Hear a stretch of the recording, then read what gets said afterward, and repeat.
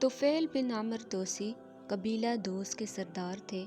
یہ شاعر تھے اور گہری سوجھ بوجھ رکھنے والے تھے۔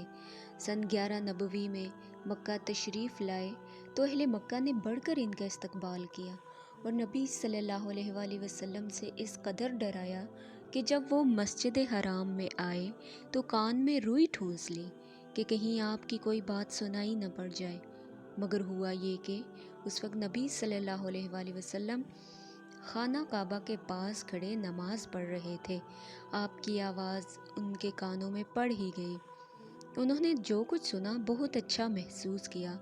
دل ہی دل میں کہنے لگے، میں سوجھ بوجھ رکھنے والا شاعر ہوں، مجھ سے بھلا برا چھپا نہیں رہ سکتا، پھر کیوں نہ میں اس شخص کی بات سنوں؟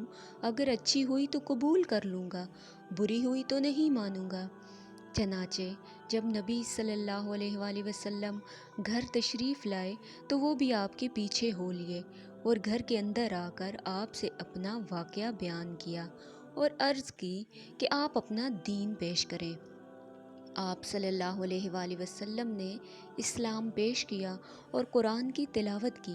طفیل بن عمر دوسی نے اسلام قبول کر لیا، حق کی شہادت دی اور عرض کی کہ میری قوم میں میری بات مانی جاتی ہے اور میں ان کے پاس پلٹ کر جا رہا ہوں اور انہیں اسلام کی دعوت دوں گا، لہٰذا آپ اللہ سے دعا فرمائیں کہ وہ مجھے کوئی نشانی دے دے۔ آپ صلی اللہ علیہ وآلہ وسلم نے دعا فرمائی۔ چنانچہ جب وہ اپنی قوم کے قریب پہنچے تو ان کا چہرہ چراغ کی طرح روشن ہو گیا۔ انہوں نے اللہ سے دعا کی اسے چہرے کے بجائے کہیں اور منتقل کر دے۔ چنانچہ یہ روشنی ان کے کوڑے میں پلٹ آئی۔ جب وہ اپنی قوم میں پہنچے تو اسے اسلام کی دعوت دی۔